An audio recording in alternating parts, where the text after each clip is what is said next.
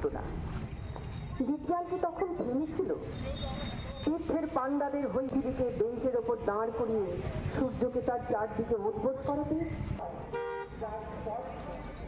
আকাশ থেমে যায়। বিজ্ঞান যখন ভারতে জল্লাদের পোশাক গায়ে দূষণ, জলবায়ু পরিবর্তন ও স্বাস্থ্য সংকটের বিরুদ্ধে সেটাকে আমরা না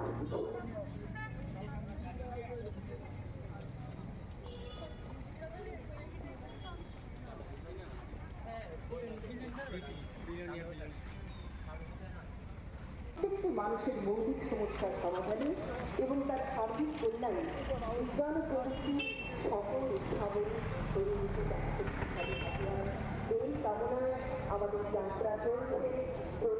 শুধু আজকের এই বিজ্ঞান আমরা অনেক বছর ধরে এটা করি। সিভি রমন নোবেল পুরস্কার পেয়েছিলেন ফিজিক্সে 1987 থেকে আমরা এই দিনটা পালন করি সারা ভারতবর্ষে। আমাদের ছেলেমেয়েরা যেন বিজ্ঞানের দিকে আসে, বিজ্ঞান প্রীতি আসে, অন্ধবিশ্বাস থেকে মুক্তি পায়। এইবারে আরও বেশি স্পেসিফিক হলো, আমরা দেখেছি আমাদের দেশের মেয়েরা বিজ্ঞানে কম আসে। আরও একটা অদ্ভুত জিনিস দেখা গেছে, আমাদের দেশে যত বিজ্ঞান পড়া ছেলে মেয়ে আছে তার মধ্যে 43% মেয়ে, পৃথিবীতে সবচেয়ে বেশি, কিন্তু কাজের জায়গায় তাদের সংখ্যা কম, 17-18।